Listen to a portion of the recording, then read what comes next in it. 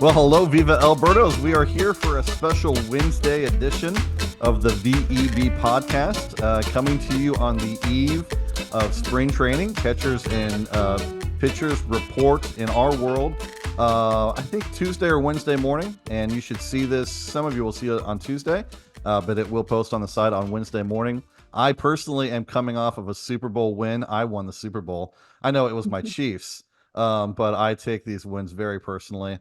And I was tempted to start this by going around to see just how much you St. Louis folks hate the Chiefs. And so I could brag about it a little bit, but I didn't want to go down that wormhole. Gabe and Mike in particular, are you Chiefs fans or do you despise them as if they are from the depths of Satan itself? I don't like the NFL, so I don't really care. I abandoned them completely, to be honest. I do not hate the Chiefs. I've had the unfortunate circumstance to be old enough to remember losing two St. Louis football franchises, the St. Louis football Cardinals in '87 and then the Rams in 2015. I'd happily root for the Chiefs. But I don't. After we lost the Rams, I stopped paying as much attention to the NFL. So I didn't. I mean, I knew they had Mahomes at the beginning, but I can't lie and say one of those people that I was sort of in on it the whole time because I just sort of stopped watching the NFL as much. But I don't hate Kansas City. I never hated the Royals. Yeah. Growing up outside of St. Louis, growing up in Springfield, Missouri, Springfield was Cardinals country and Chiefs country, right? It's just who we were.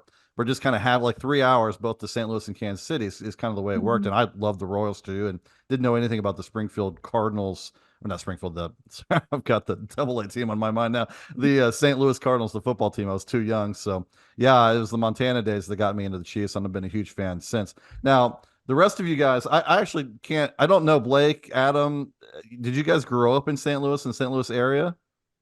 Yeah, I grew up here in St. Louis. Okay. So for me, so like it's kind of the same thing for Les Mike. That's how I kind of hate the NFL now, but if I had to pick a team, I guess I would watch the Chiefs. But I do know the Hunt family, or at least the Hunt, like they voted against the Rams staying in St. Louis in 2016. So it's kind of a love-hate relationship. I know, it's not Mahomes' fault or Kelsey's fault, but it's ownership and the guys above the billionaires making those decisions. So yeah. And I was born in Cleveland, so I have the unfortunate habit of being a Browns fan. And 1 year in the playoffs does not convince me that they're still not cursed. So we'll see how next year goes. But it's been a rough, pretty much my entire life. Yeah. Well, at least you escaped those 1980s seasons when they lost in the AFC Championship game in the last second. So at least you didn't have to suffer through that. I mean, drive, right? That was the drive. Was the Elway and the Browns, right? Yeah. And then there was another one where one of their running backs dropped a pass like the goal line. Yeah. And Skyric is back with us. Mike Jones, Skyric is back. How's it going, man? What have you been up to? Don't tell us. It's probably like super legal and confidential. So no, it's just a combination of a bunch of things, but there was just so much going on last year. I was involved in 13 different jury trials. Plus I had a bunch of other, legal work to do. But everything's been going great. I've lost 30 pounds. I've got everything sort of situated. I moved. So everything's been going great. I'm really glad to be back. And, I really am proud of and thankful for the way that you guys, stepped up to the plate and kept everything going while I was gone. I really wish I would have said something, but now that I have everybody's number, and we're all going to talk a little bit more than, I can let everybody know, but I really appreciate everything everybody did. It's been wonderful. Yeah. So Mike was on an email chain with us and probably the Slack. Did you guys even know we have a Slack? We have a Slack. Yeah, I worked really hard to get that set up, and then no one used it. Like that tracks all the way back to the who was it, the Joe Schwartz days, I think, way back then.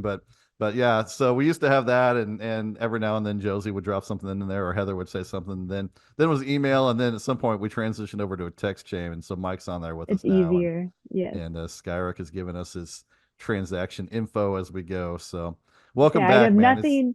no idea what's going on with the transaction stuff if no one is breaking it down for me. Yeah. I can't keep track of it. If You expect me to Skyric do doesn't that? break down a transaction, did it even really happen? I mean, Right.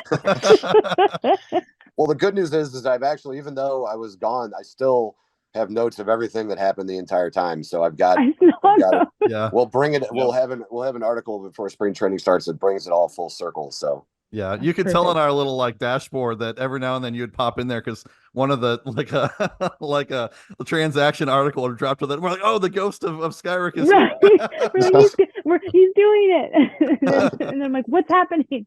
But it's great to have you back, man. It really, really is. And I think that the site will be excited to hear your voice and see you again here. So welcome back, man. Okay. Spring training. That's enough football talk. Let's hop onto the baseball train. We already saw today, I saw Jordan Walker and Mason Wynn walking into the complex at spring. And I think here in a couple of weeks, we need to do another podcast talking about everyone's rides, everyone's fits. That's a word that I learned, fit. Apparently it's short for outfit. And rides, I think it's cars, right?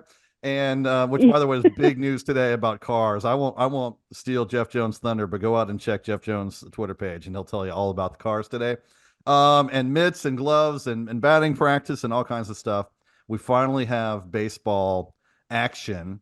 And so let's jump into it. And let's start with a little bit of review of the season and kind of like off season and kind of go through some of the things that happened a little bit. And then we'll look forward to what we're looking for this spring. So my first question for you guys, now that the off season moves are probably completed, what was your favorite move? Maybe not necessarily the best move, because I think if we just said what is the best move, we would all just agree it's Sonny Gray. Like, I mean, that's pretty much going to be the case. So yeah, best or favorite. And since you're back with us and you're a transaction guru, Skyric, Mike, give me your best move of the offseason. Okay, so my best move of the offseason is when on January 8th, 1924, they hired Chaim Bloom as an advisor to the president of baseball operations. Now, that's not an official transaction, okay, but that's probably my favorite offseason move just because I'm so intrigued by what could come of it. I don't know what it's going to be. I don't know exactly what they're going to have him do, but the fact that they would bring somebody like him in there tells me that they're at least willing to try something different. So I don't really know much more about it than that, but that was one of the moves where I was like, okay, sounds pretty good. After Sonny Gray, it's really hard. I'd probably have to say my favorite move would be probably one of the bullpen moves. But it's really hard for me to say because I don't know a lot about, a lot of those guys were organizational soldiers in the American League. So it's really hard to say. My favorite move might have to have been getting rid of somebody. Because other than the people they acquired, I mean, I don't want to have a bad attitude about the pitching, because the thing about it is the price is right. I mean, the moves that we made to sign those starters, other than Sonny Gray, sort of like the minimum bet table, that your minimum bet price you're going to get on a 1-year deal for a starter. I don't know. I may have to give up on that. Maybe selecting the contracts of somebody like Sem Roberts from AAA Memphis, protecting him from the Rule 5 draft. That's about all else I can think of as far as acquisitions. Yeah. I want to interrupt because I think you might have said 1924. Yeah, you did. and at first I was like, wow, he's really thinking out of the box with this answer. He does kind of have one of those old-timey baseball names, though, a little bit, doesn't he? I mean, I can believe it. Wait a minute. And so I'm like, wait, let's clarify, it's 2024, correct? 2024. Okay. Let's see. Let's go with, let's hop down. Let's just kind of, on my screen, I know it's not going to be the same thing. Let's go with Adam. Adam, how's it going, man? And what was your favorite move of the Ospreys, the one that you like the most? Besides good, man. Just counting down the days till spring training. I guess I was probably going to go with Sonny Gray, but I guess if we have to go with something different, I guess we'll just go with Riley O'Brien. Just him coming out here with the Seattle Mariners minor league system and having the kind of swing and miss numbers that he does. Right. I mean, he's not going to be like a high leverage guy. I think we have those positions filled in with Ryan Helsley, Giovanni Gallegos, guys like them. And I think to have someone with that kind of swing and miss caliber pitching at the back end of your bullpen to eat some innings, potentially a long reliever, I think is going to be very valuable. And I think like if you're going to have those kinds of guys filling in the back end of your bullpen, you want the archetype of the swing and miss guy. So to have them kind of just feeding in your foundation, I really enjoy that kind of just depth signing, and hopefully they can build from there and have some more, potentially good signings, or I guess potentially good moves down the road as the season starts. But it looks like obviously they're kind of done for right now. So to put a little bit of context to what Adam's saying here, Riley O'Brien might be a name that some of you don't even know. He was I guess they signed him to a non-roster invitee to camp. Is that what he was? No, so they traded for him and then immediately selected his contract to the 40-man roster. And the reason they did that was because if they didn't, he would have been an automatic minor league free agent based on playing. Yeah. So there was a leagues trade for 7 there. years. Yeah, that was really early in the offseason. But what I wanted to point out is, if you didn't know this already, in AAA last year, Seattle, Riley O'Brien had a 37.7% K rate, which is absurd, borderline absurd. And so, I mean, yeah, he's a little older, quite a bit older. He does have some major league time, but definitely a name to look out for. I mean, it just is with that kind of stuff and that kind of K rate. I mean, he's got a shot at the bullpen. So, Adam, anyone else that you had? No, but I guess just to kind of wrap up on O'Brien, I think when I tweeted about the signing when it originally happened, or just kind of covering it, I think I mentioned that his strikeout rate was actually the highest amongst, I think, relievers with this set amount of threshold. I think it was like 40 or 50 innings pitched amongst any pitchers in the PCL. So, I mean, yes, granted, he's a little older, but amongst all pitchers, or I guess relievers with at least 50 innings pitched, he had the highest strikeout rate of any pitcher within the PCL of those 15 teams. That's nothing to scoff at. So I think, looking forward, I'm, we're looking excited to see what he can bring to the table next year. Yeah. Yeah. Let's go Heather. Heather, on my screen, you're right next to Adam. We're going to go counterclockwise here. Your favorite move of the offseason? Okay, so we're not doing Sonny Gray. So I think I'll just go. I was saying earlier, maybe I'll pick something a little bit spicy.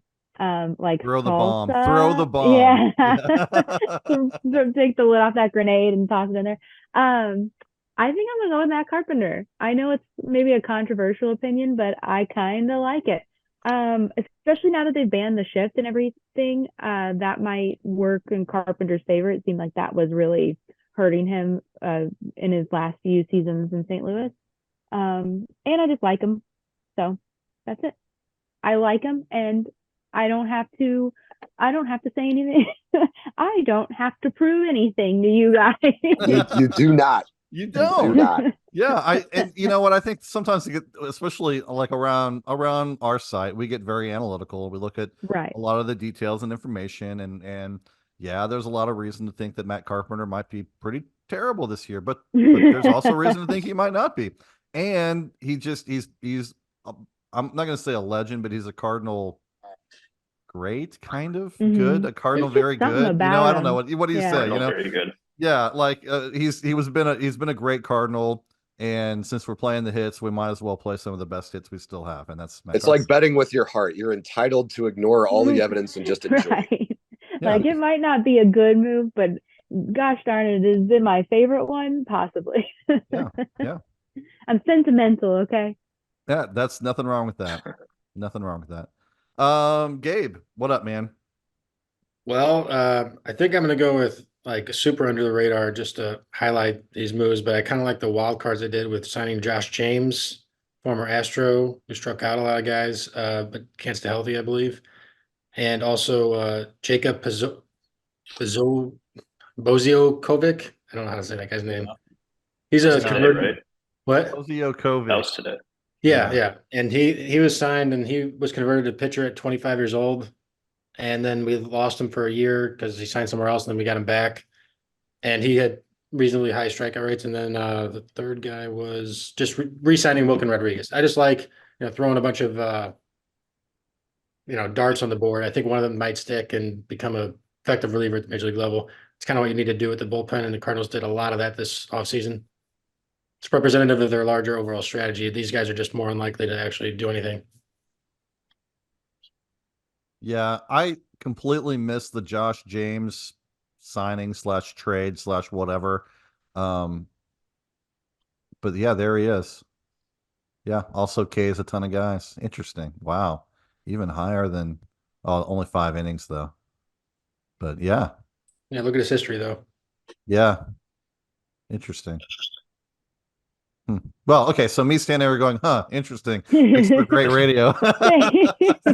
Riveting content. Here's the podcast where you listen to us react to a Fangraphs page. Yes, exactly right. That was the noises that I make whenever I read a Fangraphs page. Oh, so I'll look into him, but it would not shock me at all if we get to, it's not going to happen on, April 1st, but you get to July 3rd or something, and there's 4 or 5 or 6 names that aren't household names right now that are in the bullpen. It would shock me at all. And now Helsley, you can count on Gallegos, but the rest of these guys, there's some strikeout arms down there, and you never know who's going to play up. Any one of them could hit at any time. And by hit, of course, I mean pitch. So, Blake. All right. There is not a whole lot left here. There's a whole rotation, man. I mean, there's a whole rotation. I mean, okay, I think we all know how we feel about the rotation move. Yeah. Great. Maybe they should have stuck to one. When you're down to Riley O'Brien, you've really, So, I mean, I'll just stick on the reliever train because I really actually love what the Cardinals did with the bullpen. And instead of just throwing like a ridiculous amount of money at the bullpen, they signed Middleton for a little bit of money, but like it's just been a lot of trades and a lot of just like minor league signings, waiver pickups, trades for cash, things like that on guys who are really interesting. I think Nick Robertson, who the Cardinals got from the Tyler O'Neill trade. Yep, that was mine. Yeah.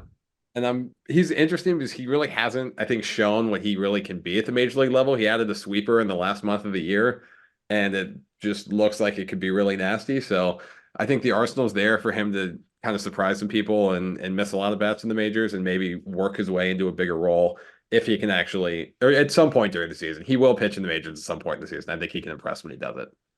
Yeah.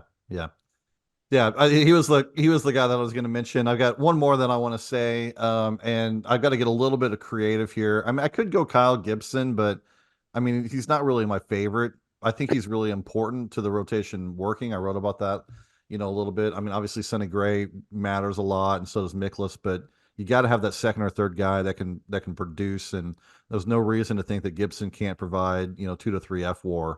And he almost has to, otherwise we're in trouble. But I'm going to go a different route for this just for fun, and I'm going to say that my favorite move of the offseason is not trading Dylan Carlson, because we thought that was a possibility. And even though, I mean, I've been sort of, Dylan's biggest fan around here for the last couple of years, I'm a little bit down on him as far as like him reaching that upside potential that I talked about. Now, I think he very well could be a major league center fielder and a starting caliber center fielder. But if he's able to translate some of his improved strength and his average exit velocity last year into more consistent performance this season, I think we'll see a better player. I think we'll see more like what he was in his first full rookie season, 2021. Now, that season, he didn't really earn the production that he had by the metrics. And then last year, by the metrics, he earned more than what he got. So maybe he'll finally have a season where things balance out for him and he actually produces what he can be. And that might not be, but should be a better hitter than Tommy Edman. And we'll have to see whether Tommy Edman is a better fielder or not. But at some point, I bet Dylan Carlson has to play a lot of center field for this team. And if he's producing, then all the better. So, yeah, as the 6th one to go, I'm going with Dylan Carlson. Now, let's flip the script, and we'll flip by the way that we talked about it, too.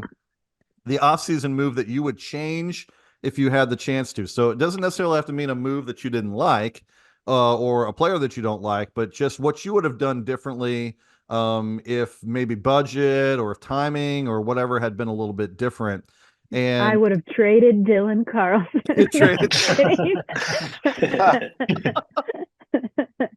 Yeah, well, I mean, I didn't recommend it at the beginning of the season.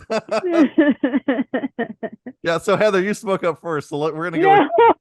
Yeah, you open your mouth, so now you got to answer. Dang it! Yeah, Like the move you would school change. all over again. Oh gosh. Okay.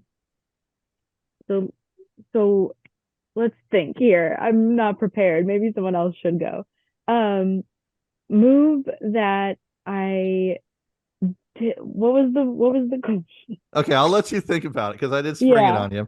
And we'll go with Gabe. I don't want to just turn it right back to Blake. We won't go the exact opposite. So we'll go Gabe. The offseason move that you would change if you could. Thank you for having me go first, because I'm going to say the thing that I think everybody else is thinking. I would sign a number 2 starter, or trade for a number 2 starter instead of getting both Gibson and Lynn.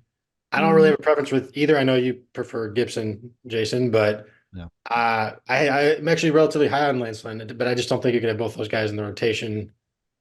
So yeah, that's really all there is to say, is that I would just either trade for or sign Montgomery. Maybe he'll I was gonna say, seems like he'll be fairly affordable. Maybe, I don't know if it's a good or bad sign that he's gone this late in the game, but I mean, the Cardinals would be more desperate and probably pay a premium price from at this point if they didn't sign those 2 guys. But maybe they could still sign them anyway. I don't know. They're not going to. I know. Yeah. Because as you were saying that, like that was the thing that popped into my head, was I was kind of wanting them to maybe go after Montgomery a little bit. So maybe that is my answer, is I kind of wish at least maybe kick the tires a little more, because it seems like, I mean, I don't know, maybe they did, but I'm sure they did in some capacity, but it seems like they could have, that there's more potential there than what they ended up getting. I don't know. Yeah. That was who I really liked, though, for them to go after when this offseason started. So. Yeah. So Gabe on a number 2 starter, but Heather specifically on Montgomery. Adam, who you got, man? What would you do differently?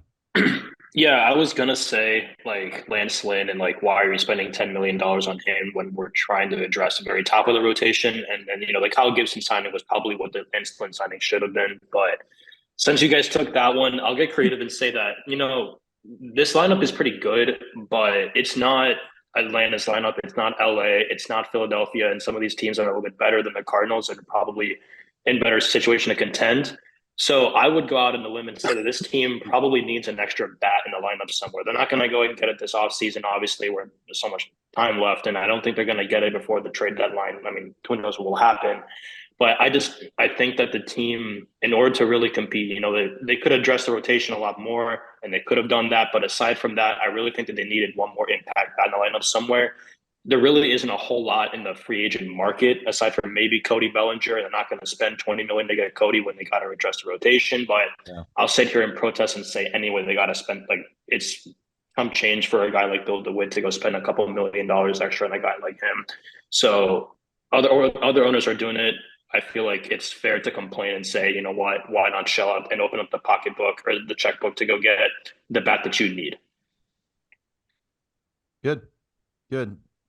Blake, what you got, man?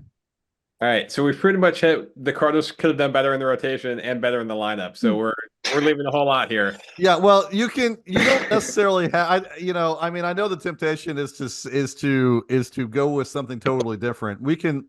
They didn't make that many moves, so you can repeat a little bit if maybe you put a different spin on it. Like instead of Jordan Montgomery, maybe it's that's one that I was thinking of. Is like instead of Jordan Montgomery, if we look at, I hesitate to use the word realistic because I have no idea what the budget actually looks like. But if we look at the Cardinals signing Lance Lynn for $10 million, the Cubs signed Shota Imanaga for 4 years and 53, which is just like a little bit more than $10 million in average annual value. Yeah. So the same price, basically the same price this year. The Cardinals probably could have gotten a much better pitcher. Granted, I mean, Lance has uncertainty too. So they both have some uncertainty for different reasons. But I think I probably would have preferred like an Imanaga contract in that $50 million price range there. But then if we want to go with a different move, it's trading Guillermo Zuniga, because I think their entire handling of Guillermo Zuniga for the last year has been incredibly frustrating. But he's a high ticket, high variance guy. So like it's whatever. But I think Shota Imanaga would have been an interesting guy to bring in. And Mike, I'll bring you in here last, but I'm just gonna. That's exactly what I was gonna say. Blake, was that it even if you think that the budget, like if you just want to just say that the budget is the budget, then I mean, maybe Imanaga didn't want to come here, which is a possibility, but that all you would have had to do is not trade for or not sign either Kittredge or Middleton. I like both of them, but if you just pick one of those and then didn't pay Lance Lynn, you have Imanaga's contract. Like it's a net neutral, right? And so maybe you're down a reliever, but we already talked about 4 or 5 AAA relievers we really like that I would be perfectly comfortable with them throwing in the bullpen right now. And they could have, honestly, like they might not get rid of the same level of volatility that they have with Lynn, because Lynn could be great, he could be terrible, he could be anywhere in between, and Imanaga's a total unknown. But youth, potential, upside, it just Imanaga would have been the right choice for that spot in the rotation. So, Skyric, what about you? Anything different? Sure. Well, I mean, I'll just tie a bunch of those things in together. I don't really have a disagreement with anybody about anything they said about any of that. But I thought one thing I think you guys would find interesting about the position player moves that they've made since the World Series. Okay, so I'm not going to go over all of them. I'm just going to list them into a family of these players went off the 40-man roster, and these players went on. Okay, so the players that went off the 40-man were catcher Andrew Kisner, outfielder Moises Gomez, outfielder Tyler O'Neill, utility man Richie Palacios, infielder Irving Lopez, infielder Juniel Queracudo, and DH first base outfield extraordinaire Juan Yepez. All right, now who did we get in exchange? Now they used some of those were non-tenders. Some of those are actually the Tyler of that whole group. Tyler O'Neill and Richie Palacios were the only people that yielded players. Those were trades. Everyone else was either non-tendered or outrighted to the minor leagues. Who we got in place was Matt Carpenter, first baseman outfielder Alfonso Rivas, and first baseman outfielder Jared Young. Pedro Pages came in as an addition on the 40-man because we had to protect him from 305 draft. I just think, I mean, I understand, I just think if you look at there's more contributors and more to offer in the former position player group that left the 40-man roster than there was in the 3 guys that we got. Now, I understand you can't necessarily look at it that way. You got to look at individual trades. I just don't care for our bench or the options to replace people that are on it during the year. I realize there's some additional flexibility because they got the DH and they can move Edman around and all that. But I just think it's really, really strange that, out of Dylan Carlson is probably the most hyped prospect we've had since Rasmus, and Tommy Edman is going to beat him out for the center fielder job when he hadn't even played outfield before a few years ago. I just think it's just so bizarre. If anybody told me that was going to happen, I would have laughed at them so hard it was not even funny. So I think they could have done a little bit better with the bats, the pitching, the thing that's interesting. I think that I'm not sure if Blake meant to make this point, but because they decided to go out and sign some of these guys to free agent deals in the bullpen, they're going to really limit their ability to use the Memphis shuttle next year. Yeah. I'm looking at roster resource over on Fangraphs right now. A great place to go for conversations like this, by the way, listeners and viewers. And right now, even talking about that bench, Fangraphs still has Jose Fermin on the team, which I don't think he's going to break with the club. And I think what they're doing is they default to an infielder on the bench, right? You got to have someone that can play shortstop, second base on the bench. And so that's probably what they're defaulting to, thinking about there with Edman as a starting center fielder, and probably, Brendan Donovan listed as your everyday starting, DH, which won't be the case. So probably that's going to become Luken Baker or, that's your point though, isn't it, Skyric? It's like after, a few injuries and you're down to some guys that, we haven't really seen, and we don't really want to. Jared Young, Rivas that you mentioned, Buddy Kennedy. Well, here's my issue. Here's my issue with it. Okay, let's just say, for the sake of this conversation, that it doesn't matter whether DH is Donovan or Gorman. Either one of those guys is second. Just forget that for the moment. All right. Your bench, your projected bench is Ivan Herrera, who's the backup catcher. Matt Carpenter, who's been signed. He's going to make the roster. People say, well, he's not. Maybe, yeah, he is. You can get over it. He's going to make it. Dylan Carlson is the fourth outfielder. So that leaves one spot. So I just realized who they've missed. They've messed up. They don't have Alec Burleson. Right. So Burleson. Now, here's the thing. I would put Fermin in there because when everybody talks about, oh, well, you can move all these guys around. I don't want to move them around. If we're now going to have Tommy Edman play center field, I want to put him out there and leave him there. And I understand everybody, he's used to doing that. But, is there some sort of bylaw against putting Tommy Edman at a position and just leaving there for 140 games and see how he does at it? I understand that the fact that he can do it has been nice for us in the past, and we've had injuries and uncertainty and people being bad, and he's just always seemed to be the one that would fill in where exactly we need it. But if he's going to be the center fielder, let him be the center fielder. I don't want to have to worry about him. Oh, well, maybe we're going to rest Mason Wynn, so we're going to bring Tommy Edman from center field to shortstop. And why? Just get a backup shortstop. And for me, is better. You know what I mean? I don't say, and they say, well, but Donovan can play shortstop, but just leave him at the positions that he's better at, right? I mean, I just don't see any need for it. That's where I'm at with it. And the other guys that they got, on the 40-man, I mean, Ciani, okay, he's a defensive guy, but other than that, there really isn't much. I mean, Rivas, Burleson, Carpenter, they're all sort of some versions of the same thing regarding the positions they can play. Rivas actually gets on base. Yeah. But I don't know, man. I just don't see the big deal about, oh, well, our backups, our center fielders, our backup shortstop, and our starting DH is our backup short. Why? I do have a rebuttal, which is that first off, Jose Fermin is not a shortstop. He can't play shortstop. He played like 6 games last year in AAA, so he's not really helping with that depth any more than Donovan, to play shortstop. Second thing is that they got 2 players who aren't on the 40-man roster who I consider genuine depth, which is Thomas Ajayci and Victor Scott, where for some reason we get bombarded by injuries.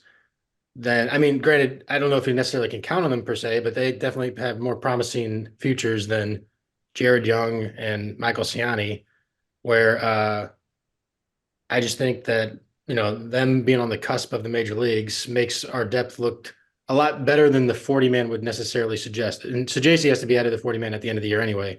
So at some point he's going to the majors, I imagine. And they also have Cesar Prieto, who I don't really believe in, but he's another sort of prospect, top 20 prospect in the system probably. So I think the 40-man isn't that impressive beyond the starters, but the depth beyond them is a little bit better than what it sounds like because of that. Yeah, I think, and I definitely get both of your points, and I think you could go either way. I think it's those 2-week stretches, those 3-4 week stretches where you don't necessarily want to jump to Sajasi or promote Scott that could become black holes of death for a little bit of time. They're not going to promote Scott unless it's some kind of emergency. Yeah, and that's where you could end up with Ciani for 3 weeks, right? Which would be bad, frankly, would be bad. So. But I mean, to your point, I kind of agree with you, Mike, and I know Brendan Schaefer's made that point over and over too. If you listen to Brendan Schaefer's podcast, is that just find the depth, leave these guys alone. Don't move them around, because you move them around, they, that's how you get Edman sucking at second base for a little while, because he hasn't. That was his theory, because he hasn't played there for a long time. I don't know that it's true or not, but I can see it. So. Mm-hmm. Gabe, did you want to get that last word in there? You can. Oh, no, I don't subscribe to the theory that moving players around makes them worse, but I know some people do. Yeah. Okay, did everyone have a chance to answer that question? I got lost. I think we did, right? I think so. Okay, let's move to spring then. Spring training, a season for optimism, a season for competition. And I don't know whether we have any real competitions, because the roster seems fairly set, but we might. And so, yeah, I guess I would just sort of throw that out there to you guys. Is there any spring battles that you're particularly watching, or maybe a situation that's not really a battle that could be a battle if things went right? And instead of calling on players, I'll just see players. You guys are now players. Congratulations, you've reached the major leagues. Writers. For I'll just years. see if anyone has an I answer they've been refuse wanting to get out catch there. at 46 years old, JP. You can put me in anywhere else. I just can't catch anymore. Yeah. And Mike Jones retired. Retired. No one made the Mike Jones reference when we were talking about football, and I have to do it. Oh, I get that and the rapper all the time. Oh yeah, and Robert Mike Jones. See, I didn't even know there was a rapper named Mike Jones. That's how out of it I am. If you want to know Riley O'Brien's K percentage in AAA in Seattle, I can tell you, but a rapper, no, I've got rapper Mike Jones. That's so funny. Oh, okay. So anyone there is a bullpen job battle. Yeah. So I actually want to, before I get into it, I really want to see what everybody thinks about like the whole, what they're going to do with Liberator and Thompson. Are they going to make up their mind? Because I have a theory, but I actually want to see everybody else's take first. So I think that Zach Thompson's going to become a victim of his own success. And this is more of just kind of a hunch at this point, where I think agree. He's proven he can start. So they're going to have him start. But since there's not an open rotation spot, that's going to be in AAA. Yep. I think we kind of saw it towards the end of the year where Thompson got moved into the rotation and Liberator got moved into the bullpen. And I think they're just going to stick with that and let Liberator try to learn how to get outs in a major league bullpen and have Thompson be the sixth starter who comes up as soon as one of the 38-year-old pitchers gets hurt. What is the lefty situation in the bullpen right now? If Jojo Romero. Yeah, it's a lot stronger with Liberator in there. It's kind of it's a problem without Liberator or Thompson, because you got Romero had a really good season last year, and then Liberator, who had a really good end of the season, or Thompson, who had a really good season last year. Was it last year? No, the year before that is what I mean. 2022 out of the bullpen. So one of those two is going to be a longer relief lefty, with JoJo being the shorter relief lefty. They also have John King, who is currently projected to be in the bullpen, but I don't think that's going to happen, but we'll see. Yeah, I tried to cut John King a long time ago. No offense to John King, he's actually fine. But with all these K pitchers that they've got, King probably is a AAA guy for me. Yeah. Yeah, so I think I did. They wouldn't take my calls. So the way the whole bullpen shakes out is going to depend on, number one, I don't think both Zach Thompson and Matthew Liberator are going to make the opening day roster. I've got Zach Thompson in our bullpen to start. I can totally see it shaking out exactly the way Blake says. I just think Zach Thompson's a little better in the bullpen than Liberator is. And I think if they're going to say, okay, we've got our starters now, we're going to put our best bullpen out there. I have my guess just right now, but not based on anything else other than sort of just what happened last year, is that Thompson is going to get the second lefty job to start.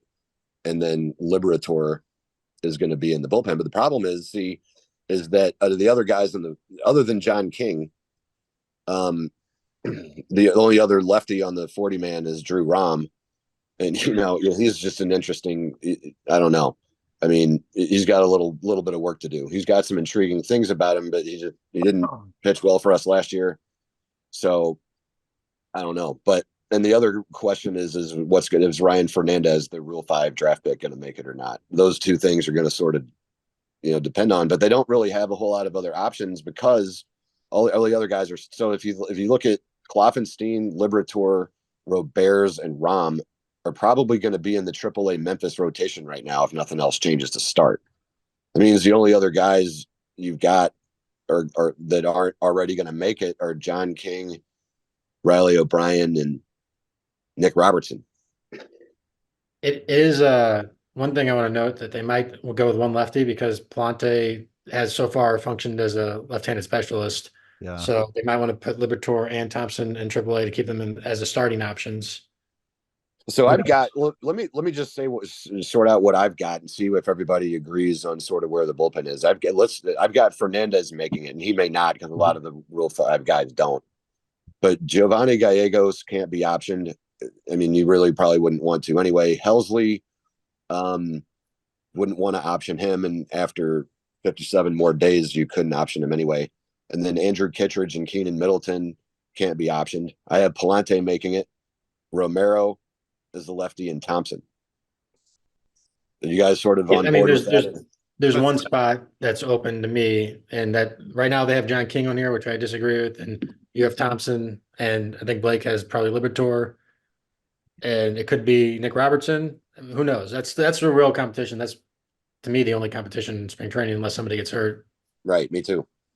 Yeah, that's interesting. Fangraphs doesn't have Liberatore or Thompson on the team right now. That's not going to happen. So King, Palante, it's almost like, I mean, Ryan Fernandez's chances of making this team seem extremely low because he's going to have to beat out. Well, unless they just send King down, but he's got a lot of talent. He's going to have to beat out to make this team. Personally, I think if you look at both Liberatore and Thompson's performance, I think specifically for Liberatore in the rotation because he was bad out of the bullpen, and for Thompson it didn't matter; he was good regardless. I think it's a luxury to have either one of them, who I still believe can be potential starters in the big league someday. Either one, I think it's a luxury to have either one of them as your 6 and your 7 starters. I think potentially, or I think Thompson makes the big league squad out of spring training. And I think Liberatore obviously will be pitching at some point. We'll get 50 innings or more at some point, but I think he might not make it right out of spring training. I think he might need some time in AAA to really hone in as a reliever, right? Like Blake Sek is as a starter. There's just no room there. And you'd rather go with the guys who you feel like are going to induce more swings and misses, or who are more proven commodities like a Lance Lynn or a Kyle Gibson and your Steven Matzes of the world. So I think those guys are going to be your back end rotation guys. And I think Liberatore is going to have to prove it and really, figure out how to pitch out of the bullpen. Something he really hasn't probably done his entire life, honestly, except for just recently. I think the upside is there's one bullpen job and there's one bullpen job and one bench job. Yeah, that's it. I think there's some truth to what you're saying logically, Adam, but the way that Mo in particular has talked about Liberatore, it's almost like they view Liberatore as being a not a sure thing, but a very high odds at being an impact late inning reliever.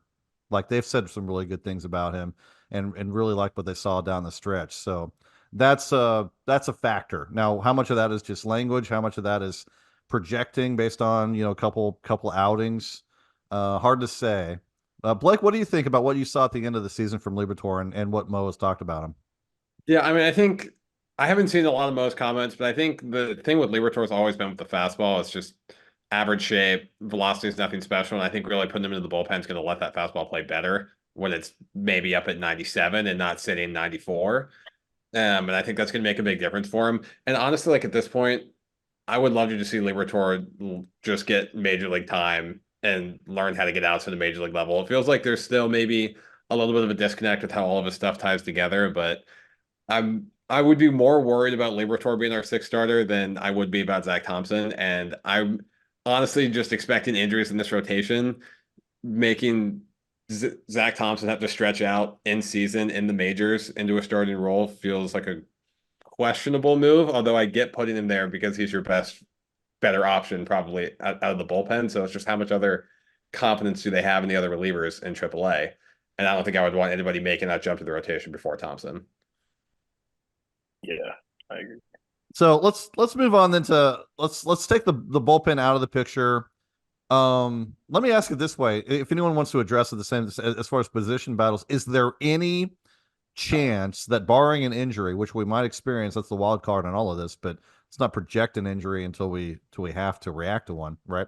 So is there any chance that any other starter breaks camp with the club in the rotation without a significant injury happening? And any one of you can answer that. Gabe, you're nodding or shaking your head. So what you said starting rotation, right? Starting rotation, yeah. Nobody gets injured. That's not changing.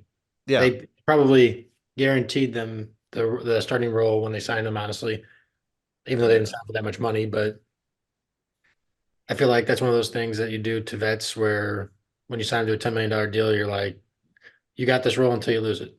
Yeah, and they're not losing spring training. I mean, Steven Matz is the worst pitcher that we've got in the rotation, and I don't think that he's going to pitch badly enough in spring for him to lose his job. Yeah. So the guy that I would look at is Lynn, which Yeah. kind of like Wainwright, like there was nothing Wainwright could do to lose his position. I almost wonder if like in 6 or 8 spring outings, if Lynn gave up 16 home runs or something ridiculous, it wouldn't be that much. I mean, even like 6 or 8 home runs in limited innings, basically showing that all of his problems last year are for real and not solved. I still don't think there's any way that Thompson, even if Thompson came out and was lights out, I don't see there's any way that Thompson could push It Lynn probably out. depends on the context. Like maybe they're like, hey, work on this pitch or something, or make, Yeah. and if that's why he allows a lot of home runs, they might be more forgiving. But His he's, fastball's 5 miles per hour slower yeah, than if, it was if he last year. actually sucks, if he actually sucks for underlying reasons, Yeah. there was a small chance he could be Like, put hey, off. you're throwing 85 now. Yeah. He won't get the same leash as Wainwright, I don't think, at Well, all. and another part of this too is that Marmol made decisions last year based on Wainwright's sort of history and whatever. Well, Marmol can't make decisions based on anyone else kind of other than himself this season, right? Because if the Cardinals aren't good, he will lose his job. He might lose his job anyway, just because of Molina's presence, right? So I don't know how much of a leash Marmol is willing to give guys this year just to kind of protect his own standing. You never really know. So. The Well, true why did he spring sign Carpenter? training battle. Well, he's not in charge. Well, yeah, we can. Right. So we'll have to see how he uses Carpenter, right? That would be a good litmus test for how much he cares about, what happens and stuff. So, all right. Any other position battles you guys got? There's several other areas we could look at. We could look at center field. You could look at second base, DH. I think there's some interesting things there with catchers. So, yeah, some of you that haven't shared yet, feel free to jump in. I was going to go and I mean, we were kind of caught up in the bullpen discussion, but I was going to primarily say the catcher situation that we were talking about before is that, it's not going to happen. Contreras is going to be your everyday catcher, but I'm going to protest 100% and say I'm very pro Herrera behind the plate. And I feel like there's really no excuse to be catching Herrera when you've got the defensive commodity, at least the defensive potential that you have with a guy like Ivan Herrera. And you know what you're getting with a guy like Wilson Contreras. I mean, it's not like you're taking his bat out of the lineup entirely, and he should absolutely be hitting just because he's one of the best hitters in baseball still. And you put him at DH and you figure everything else out later because you need to be able to figure out. You need to be on the same page with your pitchers and your catchers, and that needs to start from spring training and needs to be consistent as possible throughout the rest of the year. So if you're going to be teeter-tottering with Contreras, Kisner, Herrera, the whole fiasco like you did last year, I think you're going to have more problems. So I feel like if you start with one guy and you keep it as consistent as you can throughout the season, and then you have Contreras be your 40, 50 game a season guy behind the plate, that's a very good deal. And I feel like a lot of the reason why Contreras' value wasn't as high as it could have been last year is because he was sitting, because he was taking rest behind the plate and he had to rest his knees. So if he's DHing 100 games instead of 20 or 30 this year, then that preserves his legs and he's catching, but you're getting that bat in the lineup 140, 150 games a year. And that hasn't ever happened in his career. But now you have the luxury to do it now because he's not catching full time, theoretically. I would say the main issue with that maybe is that you're putting a lot of faith even Herrera being better than Brendan Donovan or Nolan Gorman or Dylan Carlson or Alec Burleson or just a bunch of other names who could be DHing. And I don't know if you I feel like making over Contreras. What? No, it'd be even over Herrera. Contreras. The one who's playing. No, Herrera's catching. No, Herrera is the one who's catching. playing instead of Gorman playing DH. Is what I'm saying. Gorman's your second baseman. Okay. Yeah, I would. You're not understanding me. If Contreras is DHing, Herrera has to play catcher, which pushes Donovan or Gorman out of the lineup. So the comparison, Herrera has to be better. Yeah, you can still get 10 guys 500 plate appearances each. Just because you only have 9 spots in the lineup doesn't mean that you still can't get a full season's worth of plate appearances from more than 9 guys. It's still possible. I mean, I'm just saying that right now, Brendan Donovan's listed as a DH. Obviously, he's more of a utility guy, and by starting Herrera to the point where Contreras has got 100 DH games, until people get injured, of course, then you're saying that Herrera is better than Brendan Donovan or somebody. And I don't know if I would agree with that. I did a little bit of the math in Adam, what you're talking about, Adam. I did a little bit of the math, kind of thinking along the same lines you were, Gabe. And I think that that break point for Herrera might be something like 108 to 110 WRC plus, like that range. I think it's worth it to do exactly what Adam's talking about. And I think the team would benefit from doing that. I think anything lower than that, and I don't think Marmol would be willing to take the risk and displace guys. But I tend to agree with Adam that ideally that would be the way that I would go, is a lot of Herrera catching and a lot of Contreras at DH, and I think that might be the best way to go at that position. So Yeah, because I hear what Gabe is saying in terms of like, oh, what are you going to do with Donovan Gorman, that kind of like, platoon, what are you going to do with that? And I give that a lot of thought as well. And the thing is that, between Donovan playing literally anywhere and guys needing rest days, maybe like, oh, no, not O'Neill, actually, like Newbar needs a rest day, Walker needs a rest day.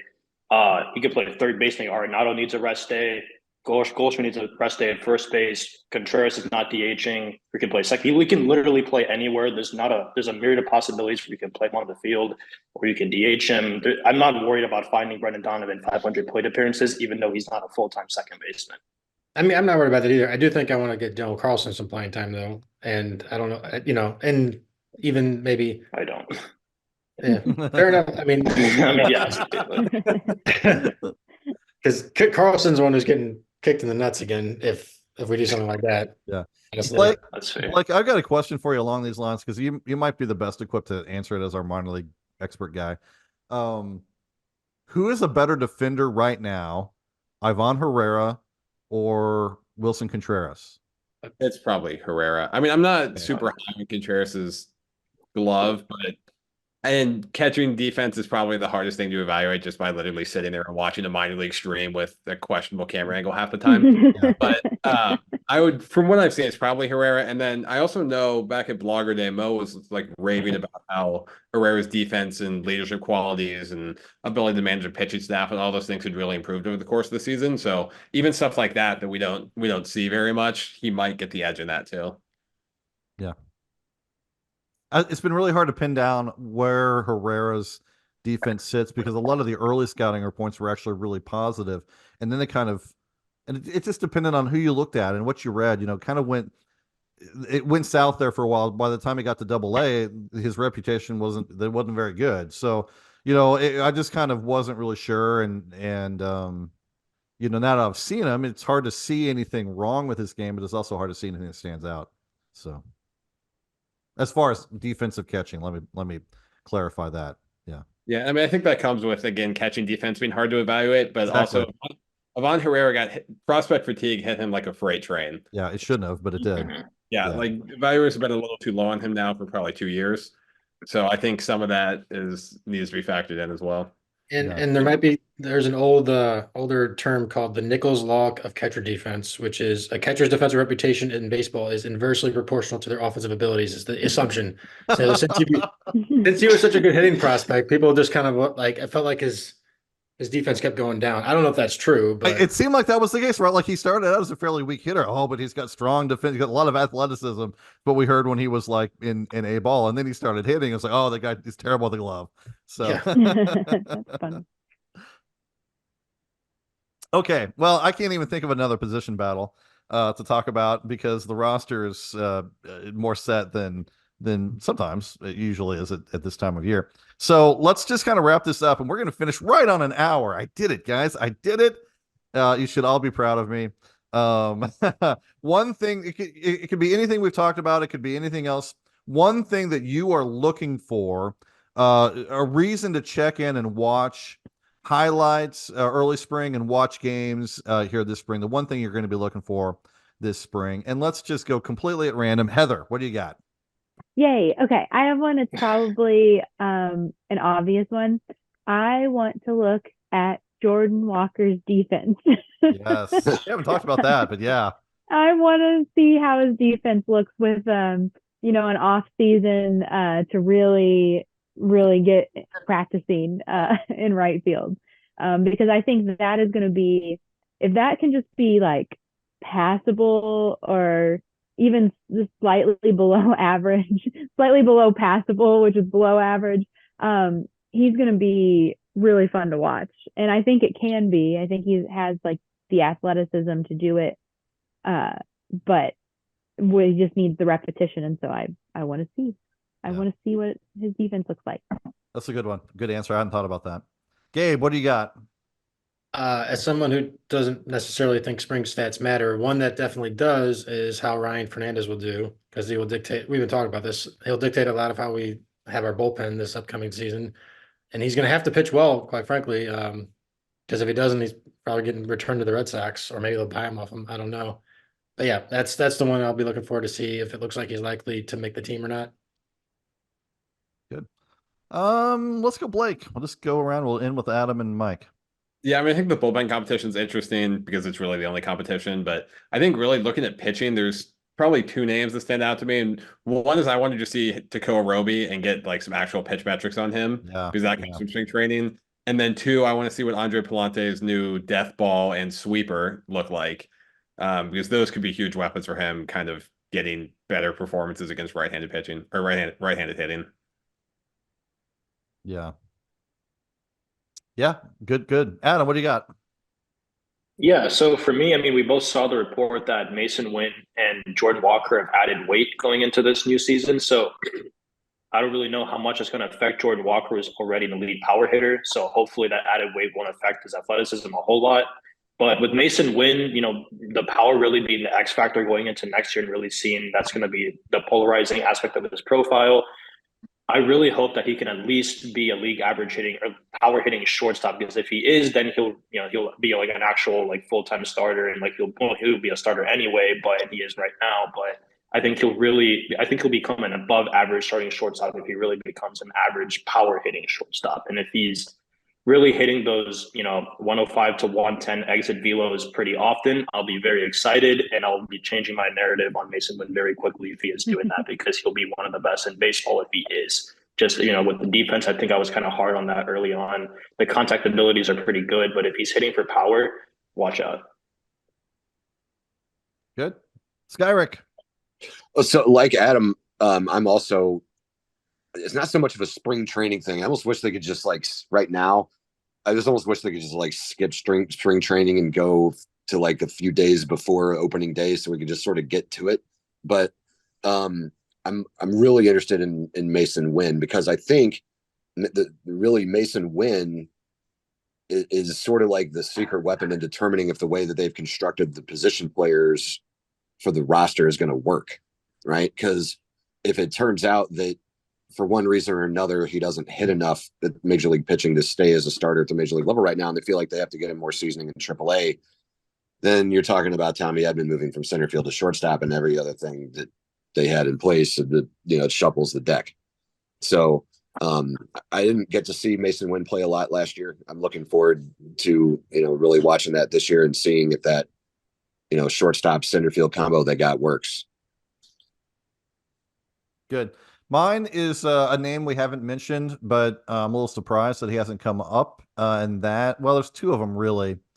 But I'm going to keep my eye on Gordon Graceffo first, because probably this time last year we were talking Graceffo up and thinking he had a real shot at being maybe not an impact major leaguer, but we thought he had a good chance to challenge for the roster soon. And an injury-fueled season that left things a little disappointed, kind of soured that a little bit. So I'd like to see kind of where he's at, and we'll see. The Cardinals are going to need starters at some point, and so Graceffo is a guy I'm watching, and then also McGreevy. I know this a little bit. I know that we've been a little bit down on McGreevy as far as his stuff, but it's been really hard for me to ignore the projections and the reality of the hitting environment in AAA last year.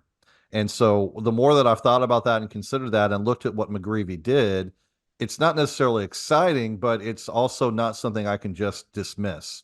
And the Cardinals have made a lot of mileage out of arms that you just can't dismiss. And you're looking at your next Kyle Gibson, kind of guy. Well, that could be McGreevy. And so I'd kind of like to get a look at his stuff and kind of see, where he's at, because I haven't seen him very much. And I'd like to see something more than just highlights.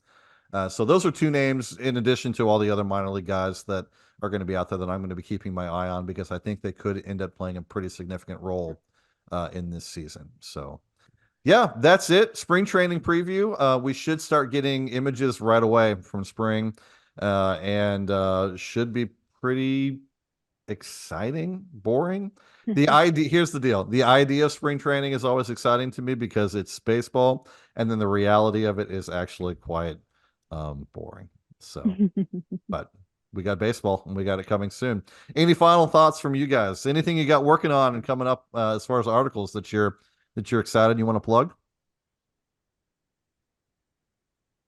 I'll have a sort of a transaction redux so people can sort of, if people sort of checked out last season, they can sort of figure out, how we got back to where we are.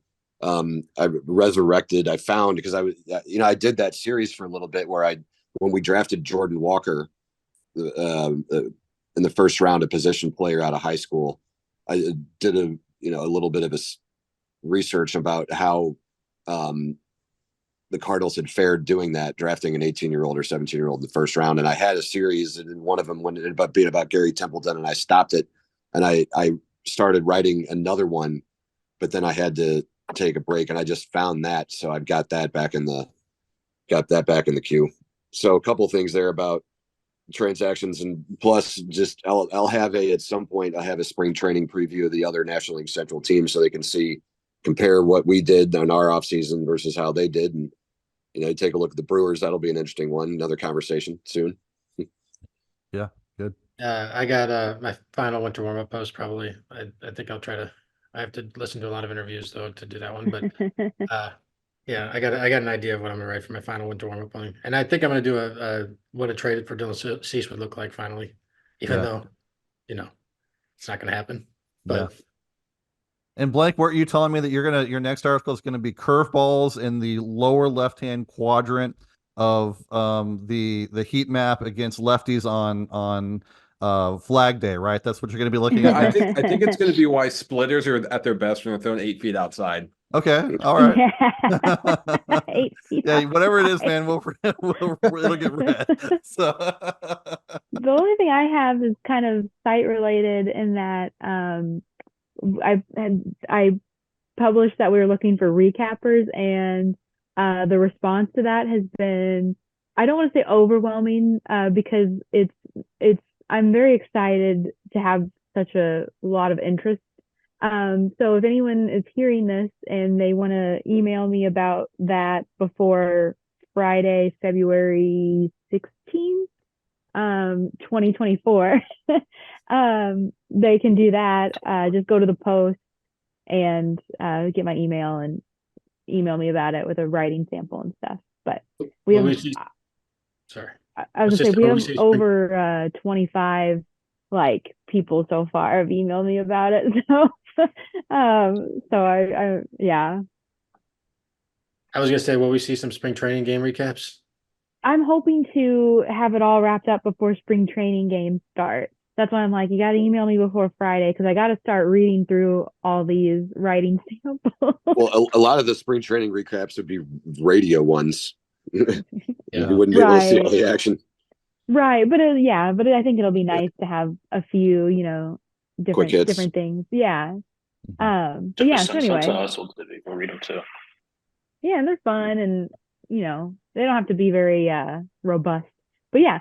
So if you are interested in writing recaps, send me an email. I have the post on the site about the recapper stuff.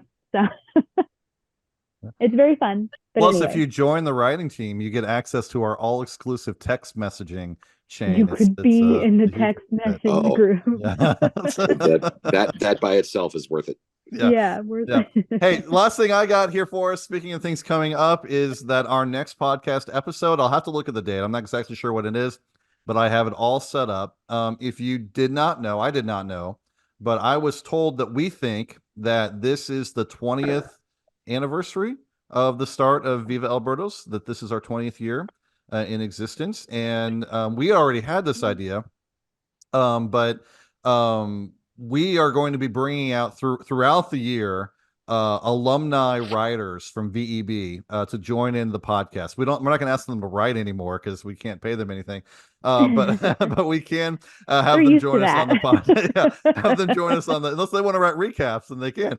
But have them join us here on the site on the podcast. And so I've got a list of, I don't know, 10, 15, 20 names of former riders that we're going to be reaching out to throughout the season and talking with and kind of getting their life, their experience, where they are right now and what they think about the 2024 Cardinals. And our first group is coming up here in just 2 weeks with Alex Crisafulli and one of my longtime friends, JL John LaRue, will be back here with us as well. And some combination of this current group of riders will join us as well. So watch for that here in a couple weeks. And if you have names of former riders that we might not be aware of, let us know, and we'll reach out to them and we'll bring them back, because 20 years is a long time, and we don't know everyone from the distance.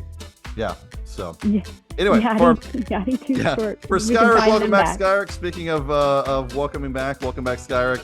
Adam, good to have you back. Blake, Gabe, Heather, all of us over the side have a very happy spring training and Valentine's Day, and we will see you soon.